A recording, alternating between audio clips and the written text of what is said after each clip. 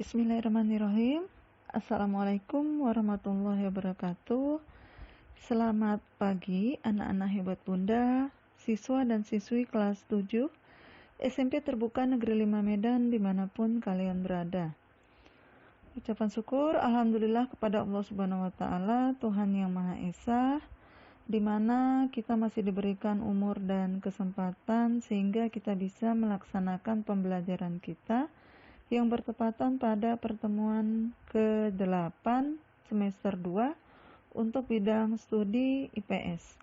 Tetap semangat dan jaga kesehatan selalu.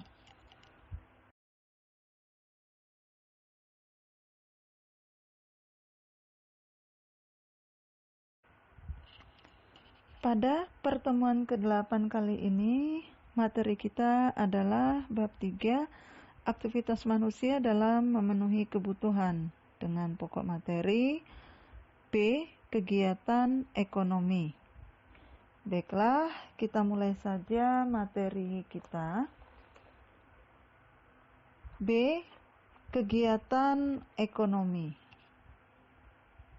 Perhatikan gambar 3.11, 3.12, dan 3.13 berikut ini. Adakah perbedaan kegiatan dari 3 gambar di atas? Apa yang membedakan masing-masing gambar di atas? Gambar di atas sebenarnya menunjukkan kegiatan ekonomi yang dilakukan oleh manusia. Manusia setiap hari melakukan kegiatan dengan tujuan untuk memenuhi kebutuhan. Kegiatan yang dilakukan manusia tergantung dari tujuan masing-masing individu. Kegiatan tersebut akan terus dilakukan oleh karena kebutuhan manusia semakin bertambah dengan dihadapkan pada alat pemuas kebutuhan yang terbatas. Kegiatan manusia dalam memenuhi kebutuhan disebut juga dengan kegiatan ekonomi.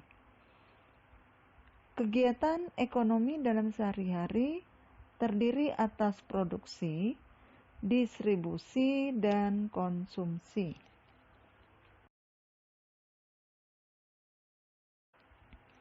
Satu, kegiatan produksi. Setiap pagi kita bisa melihat aktivitas yang dilakukan oleh orang-orang di sekitar kita. Ibu menyiapkan sarapan, misalnya dengan menanak nasi, membuat nasi goreng, membuat roti, membuat nasi kuning. Kegiatan yang dilakukan ibu kalian setiap pagi dalam rangka menyiapkan sarapan pagi itu disebut juga dengan produksi. Semua kebutuhan manusia harus dipenuhi, dan untuk memenuhi kebutuhan tersebut, manusia harus dapat menghasilkan alat pemenuhan kebutuhan. Dalam satu keluarga, untuk memenuhi kebutuhan makan dapat menghasilkan sendiri. Akan tetapi, bahan-bahan yang digunakan kadangkala dihasilkan oleh orang lain. Apa yang dimaksud dengan produksi? Produksi adalah kegiatan menghasilkan suatu barang. Coba kalian perhatikan gambar 3.14 berikut ini. Aktivitas yang dilakukan petani pada gambar tersebut merupakan kegiatan mengolah sawah untuk ditanami padi.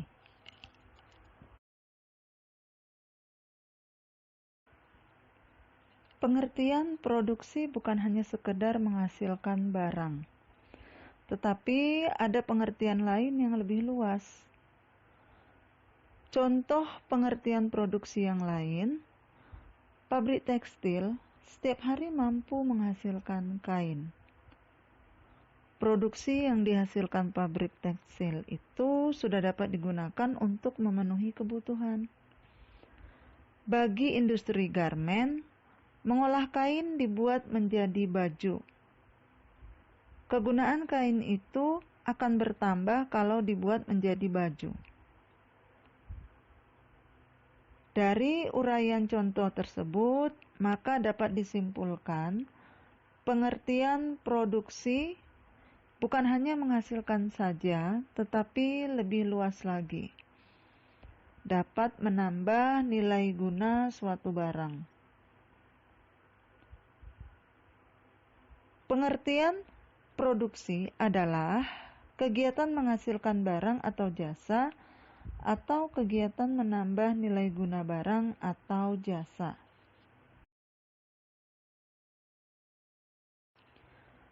Berdasarkan pengertian produksi tersebut, dapat disimpulkan bahwa nilai guna suatu barang akan bertambah bila barang tersebut diolah lagi dan menghasilkan barang lain.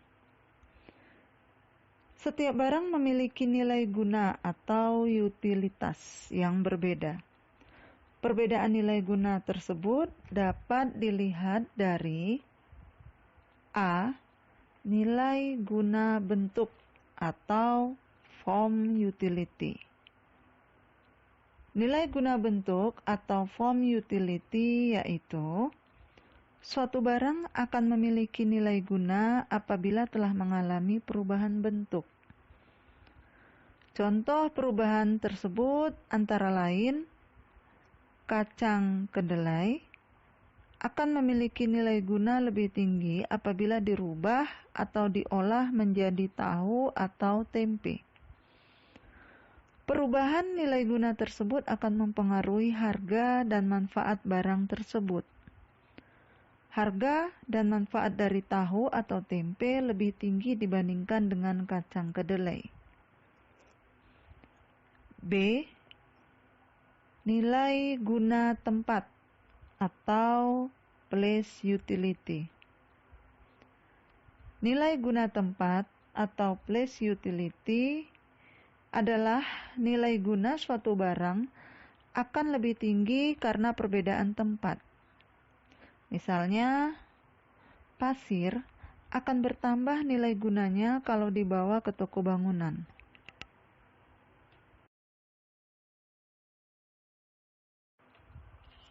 C. Nilai guna waktu atau disebut juga dengan time utility. Nilai guna waktu atau time utility adalah nilai guna suatu barang akan bertambah kalau barang tersebut digunakan pada saat yang tepat.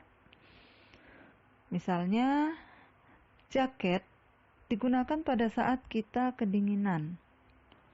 Payung kita gunakan pada saat hujan atau panas.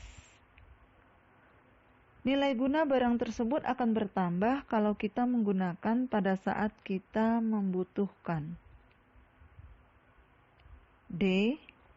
Nilai guna kepemilikan atau disebut juga dengan ownership utility.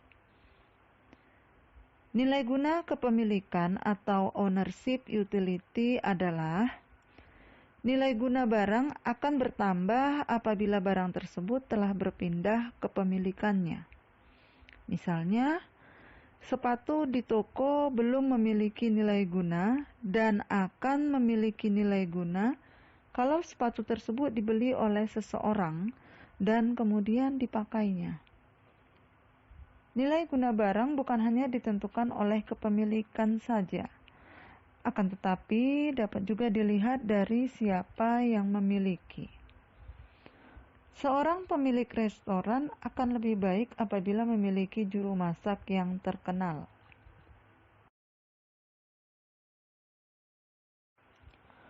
Orang atau lembaga yang menghasilkan barang atau menambah kegunaan barang disebut juga dengan produsen. Produsen adalah orang yang melakukan kegiatan produksi. Untuk melakukan produksi, seorang produsen harus ingat tentang 3 hal, yaitu A. What? Barang-barang apa saja yang akan dihasilkan dan bahan-bahannya apa saja. Ini berhubungan dengan tujuan dari produksi itu. Tujuan produksi untuk menghasilkan barang produksi atau barang konsumsi. B. How. Bagaimana memilih faktor-faktor produksi untuk memproduksi barang harus dipikirkan oleh seorang produsen. Karena ini menyangkut tenaga kerja, modal, dan bahan baku dengan tujuan memproduksi barang atau jasa yang berkualitas dan dengan harga jual yang murah.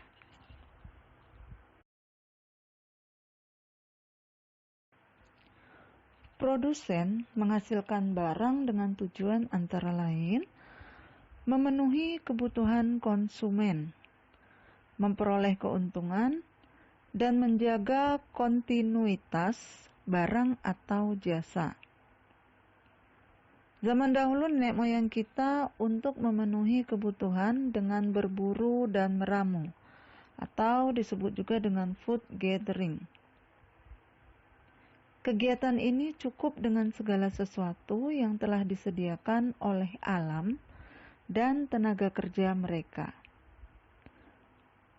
Setelah mereka hidup menetap dan bercocok tanam, mereka mulai membuat alat-alat sederhana seperti panah, tombak, kapak, jaring, dan lain-lain. Alat-alat yang mereka gunakan sebagai modal untuk menghasilkan barang-barang kebutuhan mereka. Modal yang mereka gunakan merupakan hasil dari alam dengan tenaga kerja mereka sendiri. Pada saat ini, untuk menghasilkan barang, tidak cukup hanya alam, tenaga kerja, modal saja, tetapi perlu juga keahlian agar produksi bisa efektif dan efisien.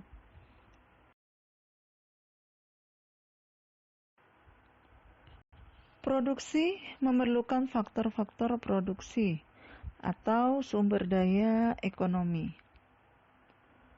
Faktor produksi dapat dibedakan menjadi 4 faktor produksi, yaitu faktor alam, tenaga kerja, faktor modal, dan kewirausahaan. Faktor alam dan tenaga kerja disebut juga dengan faktor produksi asli. Karena dengan 2 faktor tersebut, manusia sudah dapat menghasilkan barang. Faktor modal dan kewirausahaan disebut faktor produksi turunan. Karena faktor ini sebagai hasil dari faktor produksi asli. Keempat faktor ini akan menentukan berhasil tidaknya kegiatan produksi. Di bawah ini akan dijelaskan masing-masing faktor produksi. A.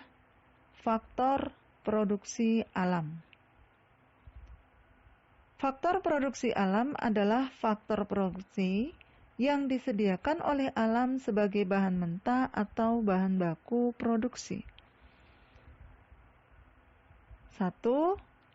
Tanah sebagai sumber daya alam dan manusia dapat menggunakan untuk lahan pertanian, pabrik, perkebunan, peternakan, tempat untuk usaha, dan lain sebagainya. Yang kedua, hutan dapat menghasilkan bahan mentah kayu. 3. Barang-barang tambang seperti emas, biji besi, minyak bumi, dan gas alam. Dan yang keempat, air dapat digunakan untuk pengairan atau bahan baku lainnya.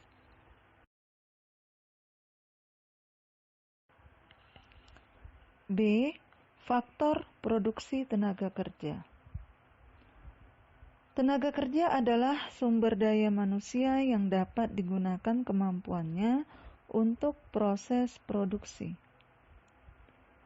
Tenaga kerja dapat dibedakan menjadi 3, yaitu sebagai berikut. 1. Tenaga kerja terdidik atau disebut juga dengan skilled labor. Tenaga kerja terdidik atau skill labor adalah tenaga kerja yang menempuh pendidikan formal. Contoh tenaga kerja ini antara lain dokter, guru, dan konsultan. Yang kedua, tenaga kerja terlatih atau disebut juga dengan trained labor.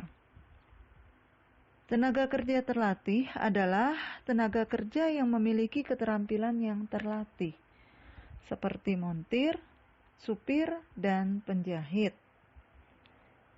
Dan yang ketiga, tenaga kerja tidak terdidik dan tidak terlatih.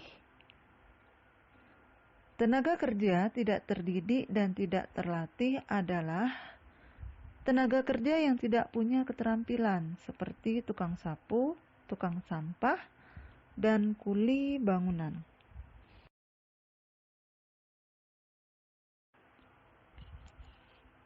C.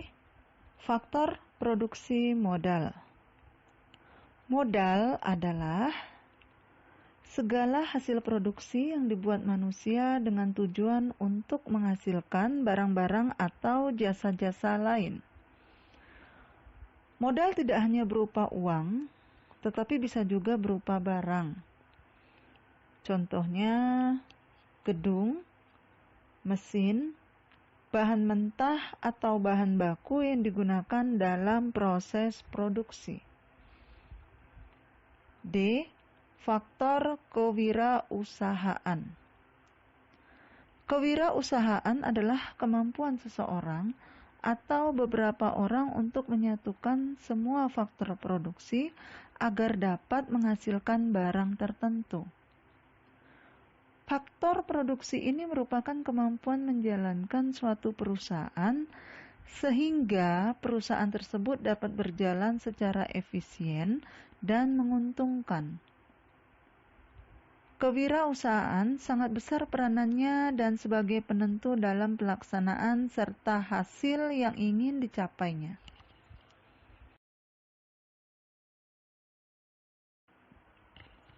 Itulah materi kita pada bab 3, aktivitas manusia dalam memenuhi kebutuhan. Dengan pokok materi B, kegiatan ekonomi. Sekarang ada beberapa pertanyaan yang harus kalian jawab. Di antaranya adalah pertanyaan yang pertama, apakah yang dimaksud dengan kegiatan ekonomi? Pertanyaan yang kedua, apakah pengertian dari produksi? Pertanyaan yang ketiga, setiap barang memiliki nilai guna atau utilitas yang berbeda. Perbedaan nilai guna tersebut dapat dilihat dari 4 nilai guna. Coba kamu tuliskan keempat nilai guna tersebut. Dan pertanyaan yang keempat, faktor-faktor produksi terdiri atas 4. Coba kamu tuliskan keempat faktor-faktor produksi tersebut. Demikianlah yang bisa saya sampaikan pada materi pertemuan ke-8 kali ini. Terima kasih atas perhatiannya. Kurang dan lebihnya saya mohon maaf. Semoga pertemuan ini dapat bermanfaat. Akhir kata saya ucapkan, billahi taufik wal hidayah. Assalamualaikum warahmatullahi wabarakatuh. Selamat pagi.